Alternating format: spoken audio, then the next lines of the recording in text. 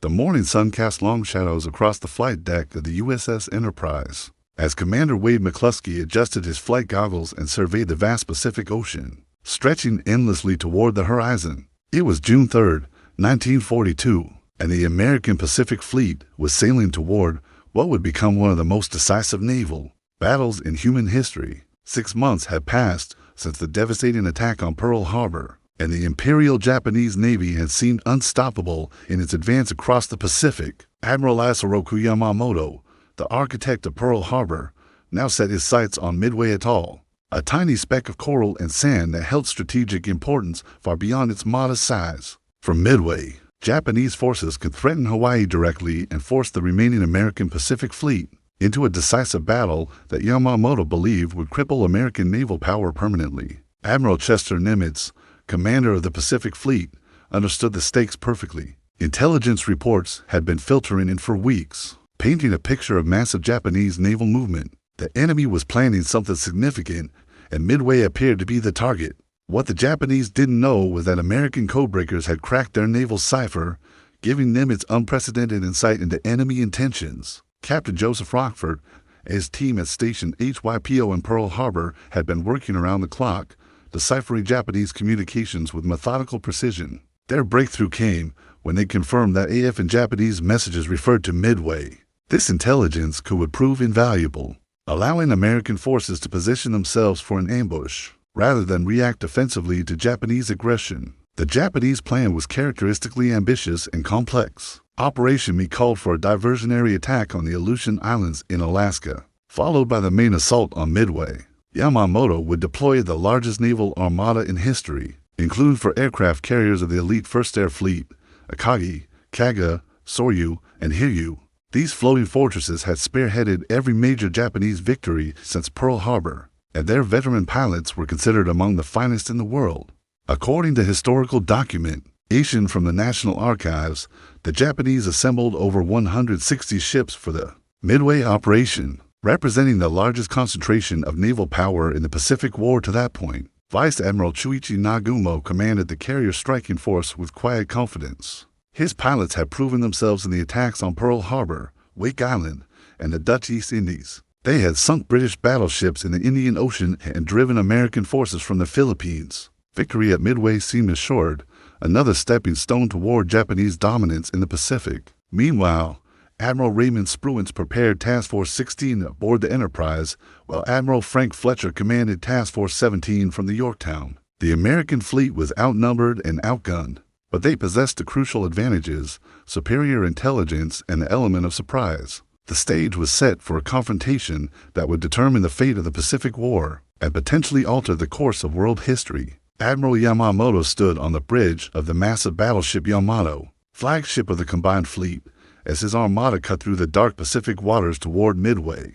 The date was June 4, 1942, and the most ambitious naval operation in Japanese history was underway. The morning air carried the salt spray and the rumble of hundreds of engines, as the greatest naval force ever assembled by Japan moved toward its destiny. The complexity of Operation Me reflected Yamamoto's strategic brilliance and his understanding that Japan needed a decisive victory to secure its Pacific conquests. The plan called for simultaneous attacks across thousands of miles of ocean. Admiral Kakuda's northern force was already engaging American positions in the Aleutians, drawing attention away from the main thrust at Midway. This diversionary attack on Dutch Harbor and the occupation of Attu and Kiska were intended to confuse American commanders and split their defensive forces. Vice Admiral Nagumo's mobile force, the heart of the operation, approached Midway from the northwest with mathematical precision.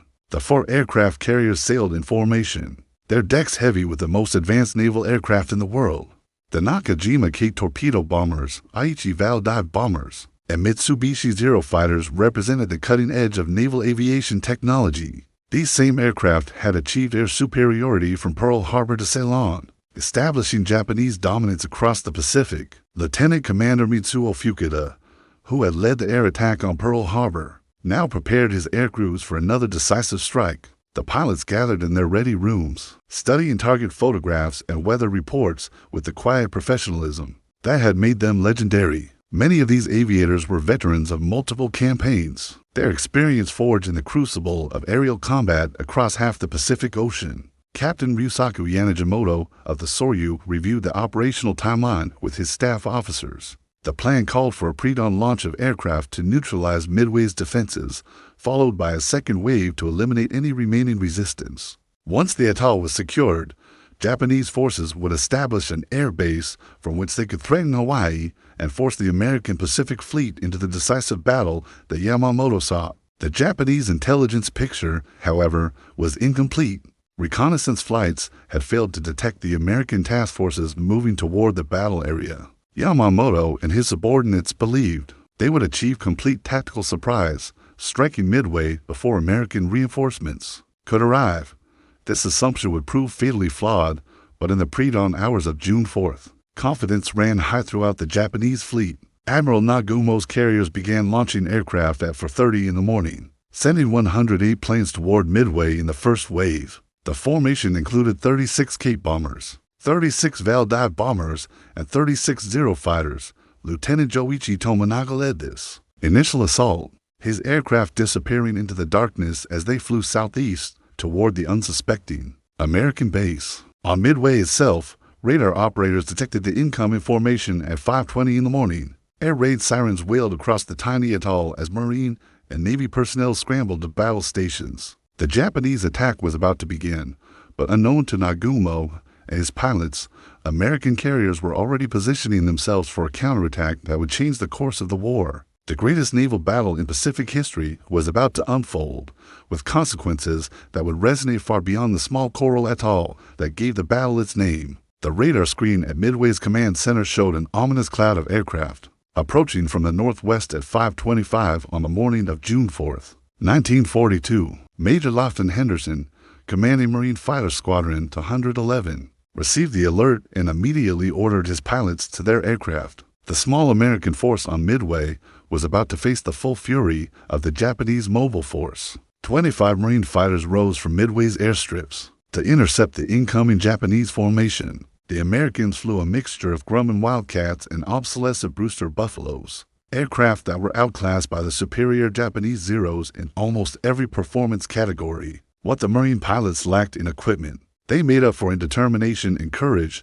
Lieutenant Tomonaga's bombers approached Midway with methodical precision, their formation tight and disciplined despite the long flight from the carriers. The Japanese aviators could see the small American fighters climbing to intercept them, but the Zero escorts quickly engaged the defenders, initiating a series of dogfights that scattered across the morning sky. The aerial battle over Midway was fierce but brief. Japanese Zeros, flown by experienced pilots who had dominated Pacific skies for 6 months, systematically dismantled the American fighter defense. Captain Marion Carl and his fellow Marine pilots fought with desperate courage, but they were overwhelmed by superior numbers and aircraft performance. Within minutes, most of the American fighters had been shot down or damaged beyond combat effectiveness. With the fighter screen eliminated, Tomonaga's bombers pressed their attack on Midway's installations. High explosive and incendiary bombs rained down on the power plant, aircraft hangars, and fuel storage facilities.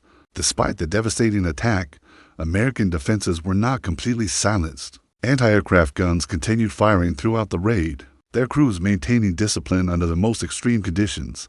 Several Japanese aircraft were damaged by ground fire, and Lieutenant Tomonaga's own bomber suffered hits that would affect its ability to return to the carrier. Military historians from the Naval War College have extensively documented that the initial Japanese attack, while successful in damaging Midway's facilities, failed to achieve the complete neutralization that Operation Me required. As the Japanese formation departed Midway, Tomonaga radioed a crucial message back to Admiral Nagumo.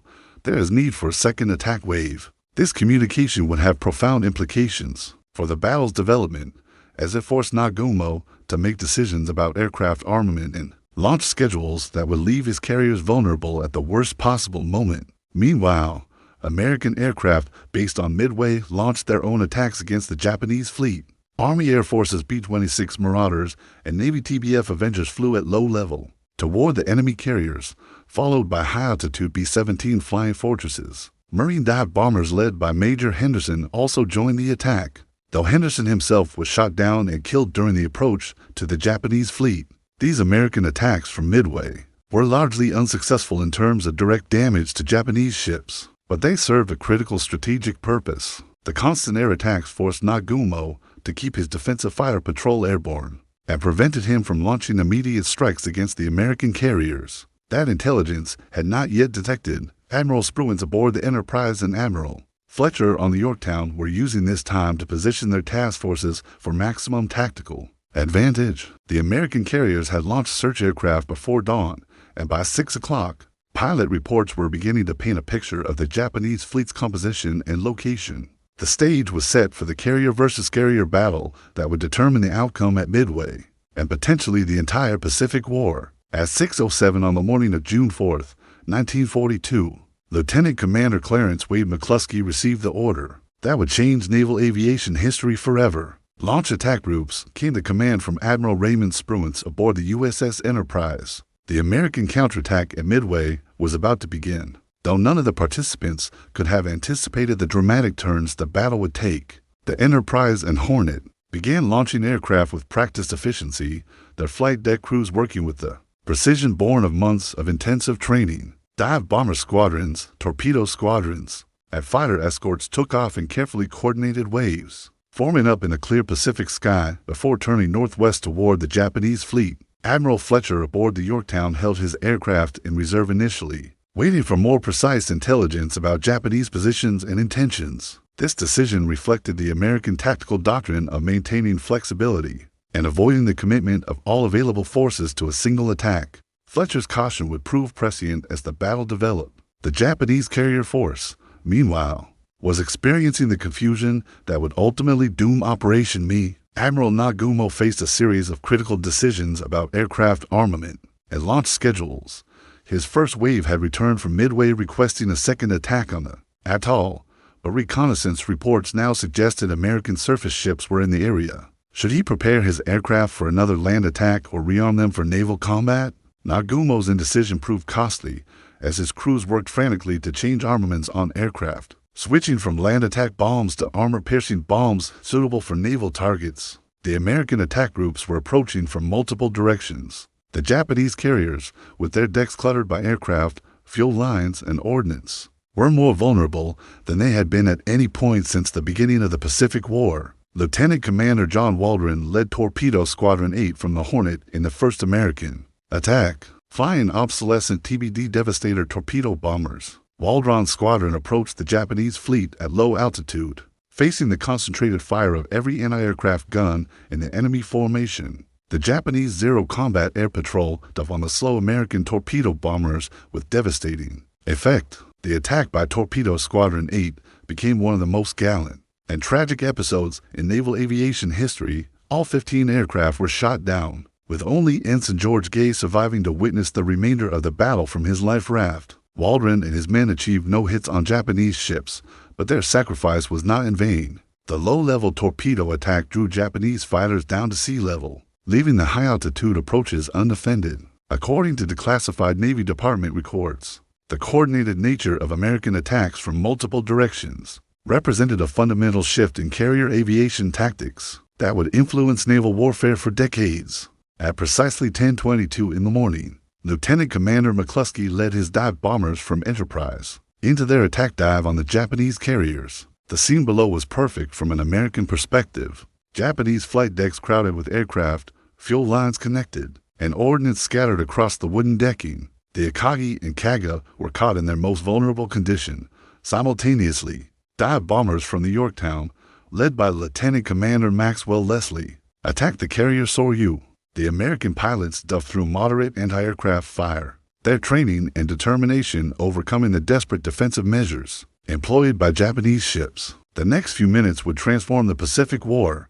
3 of Japan's elite aircraft carriers burst into flames as American dive bombers found their marks with devastating accuracy. The Akagi, flagship of the mobile force, was hit by bombs that detonated stored ordnance and aviation fuel. The Kaga suffered similar damage. Her flight deck erupted in explosions that could be seen for miles.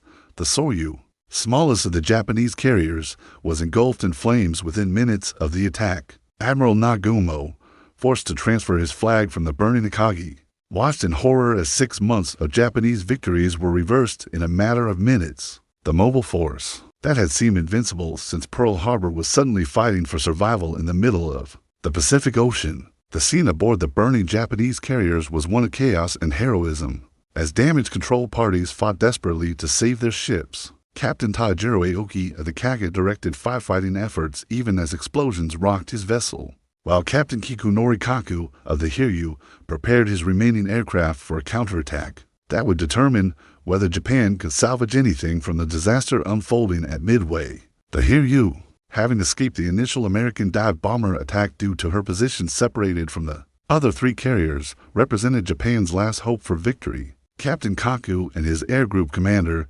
Lieutenant Commander Takashi Chigusa, quickly organized a strike force of Val dive bombers and Zero fighters for an immediate counterattack against the American carriers. At 10:58 in the morning of June 4, 1942, 18 Val dive bombers and 6 Zero fighters launched from the Hiryu's flight deck. Lieutenant Michio Kobayashi led this formation toward the last known position of the American task force, seeking revenge for the devastating attacks that had crippled 3/4 of the mobile force. Admiral Fletcher aboard the USS Yorktown received radar contact reports of the incoming Japanese formation at approximately 11:59. The American carrier had been launching her own attack groups against the Japanese fleet, but now faced the prospect of defending herself against a counterattack by experienced enemy pilots seeking retribution. The Yorktown's fighter defense, led by Lieutenant Commander John Thatch, engaged the Japanese formation with the innovative Thatch weave tactic that had proven effective against the superior Zero fighter. American F-4F Wildcats, flying in coordinated pairs, managed to shoot down several Japanese aircraft, but could not prevent all the attackers from reaching the carrier. At 12:10 in the afternoon, Kobayashi's dive bombers attacked the Yorktown with the same precision that had made Japanese naval aviation legendary throughout the Pacific. 3 bombs struck the American carrier in quick succession, causing significant damage to her flight deck and starting fires in the lower compartments. The Yorktown's damage control parties responded with exemplary skill, and Captain Elliot Buckmaster maintained his ship's fighting capability despite the severe damage. Naval historians at the Smithsonian Institution have noted that the damage control procedures developed by the U.S. Navy during the early war period proved crucial in saving American ships that might otherwise have been lost to enemy action. The Japanese celebration was short-lived, even as smoke rose from the damaged Yorktown. American dive bombers from the Enterprise were approaching the Hiryu for the decisive attack of the battle. Lieutenant Commander Earl Gallagher led 24 SBD Dauntless dive bombers in a perfectly coordinated attack that would eliminate Japan's last operational carrier in the Pacific. At 5:03 in the afternoon, American bombs struck the Hiryu with devastating accuracy. The Japanese carrier's flight deck erupted in flames as aviation fuel and ordnance created a series of explosions that could be heard across the task force. Captain Kaku and his crew fought valiantly to save their ship, but the damage was too extensive to control. Admiral Taman Yamaguchi, commander of the 2nd Carrier Division, made the decision to go down with his flagship rather than abandon the vessel. His choice reflected the samurai tradition that had shaped Japanese naval officer training, but it also represented the loss of one of Japan's most capable carrier commanders. As evening fell on June 4th, the strategic situation had been completely reversed. Japan's mobile force, which had dominated Pacific waters for 6 months, was reduced to burning hulks and rescue operations. 3 aircraft carriers were already sinking, and the 4th would soon follow.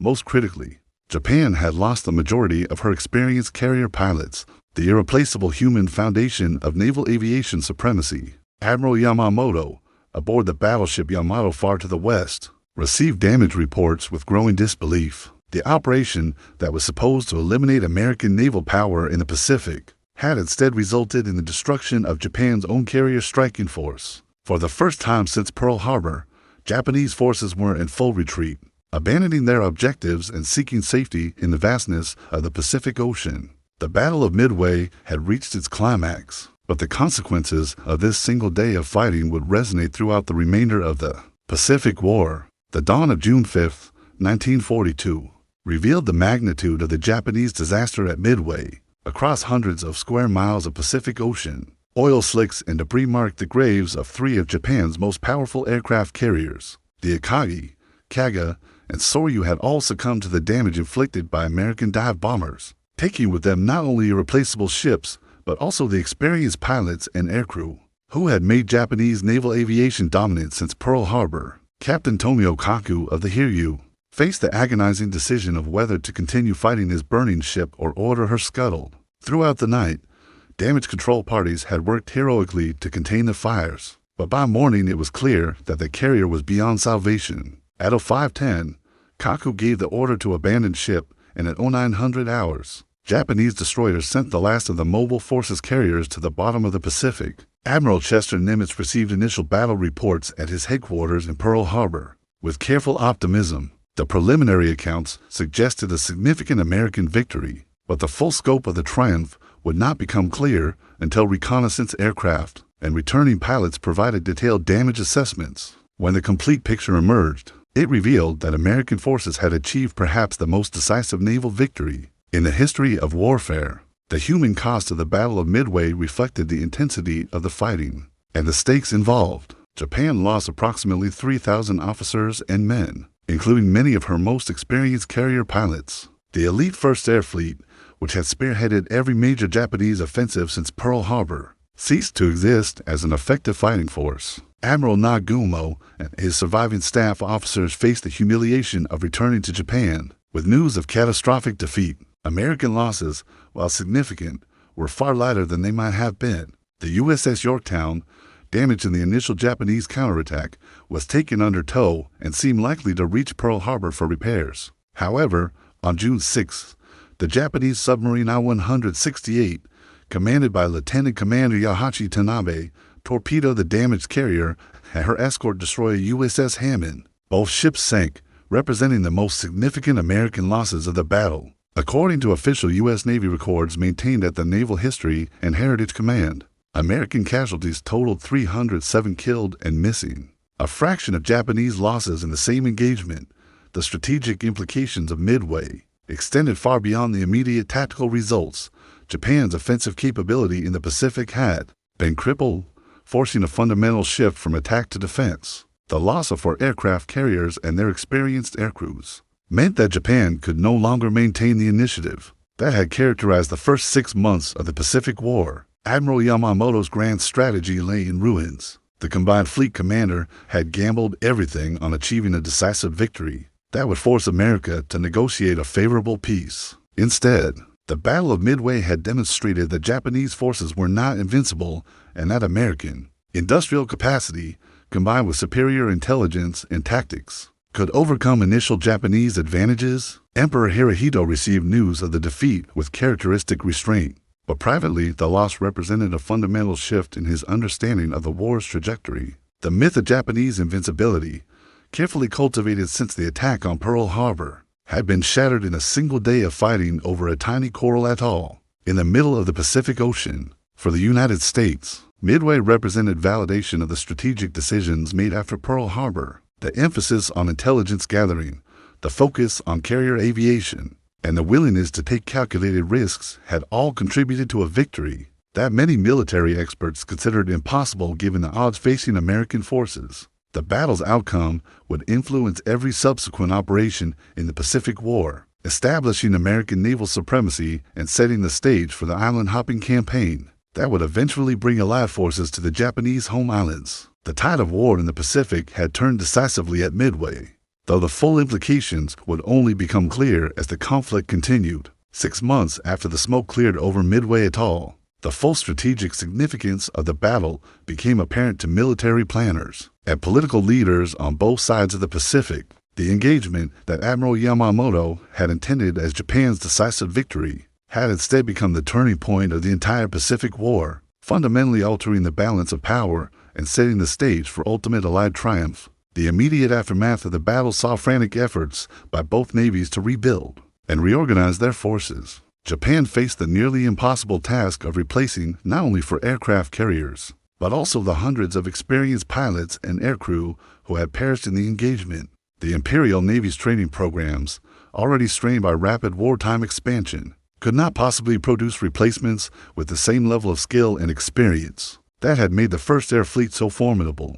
Captain Minoru Genda, one of the principal architects of the Pearl Harbor attack, found himself tasked with rebuilding Japanese carrier aviation from virtually nothing. The challenge was immense. New pilots required months of training, and new carriers took years to build. Meanwhile, American shipyards were producing Essex-class carriers at an unprecedented rate, each one larger and more capable than the ships lost at Midway. Admiral Ernest King, Chief of Naval Operations, recognized that Midway had created an opportunity that could not be wasted. American industrial capacity, protected by thousands of miles of ocean, could now be brought to bear without the immediate threat of Japanese carrier strikes. Against the West Coast, the victory provided the strategic breathing space necessary to implement the island-hopping campaign that would characterize the remainder of the Pacific War. The psychological impact of Midway extended far beyond military circles. For the first time since Pearl Harbor, Americans could believe that victory was possible against an enemy that had seemed invincible. War bond drives became more successful, industrial production increased, and morale soared throughout the United States.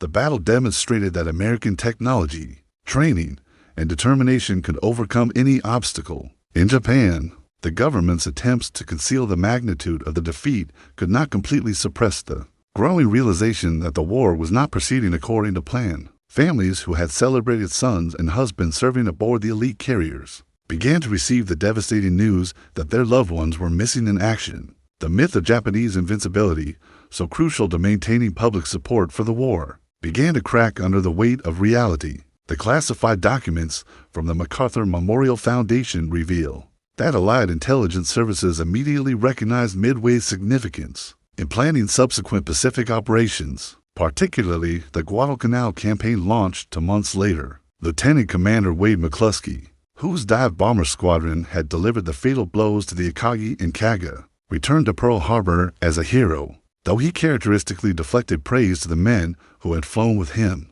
The pilots and aircrew who had participated in the battle understood that they had witnessed something extraordinary, a moment when individual courage and collective skill had altered the course of history.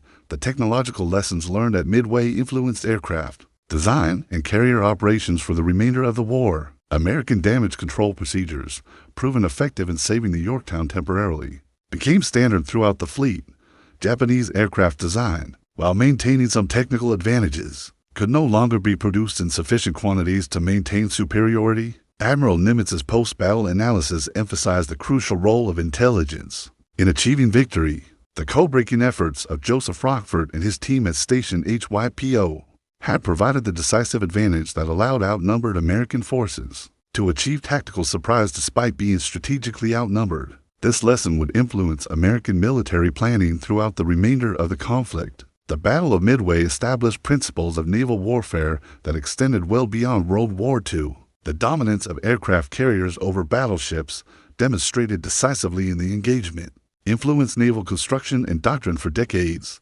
The importance of intelligence, tactical flexibility, and coordinated air-sea operations became fundamental elements of modern naval strategy.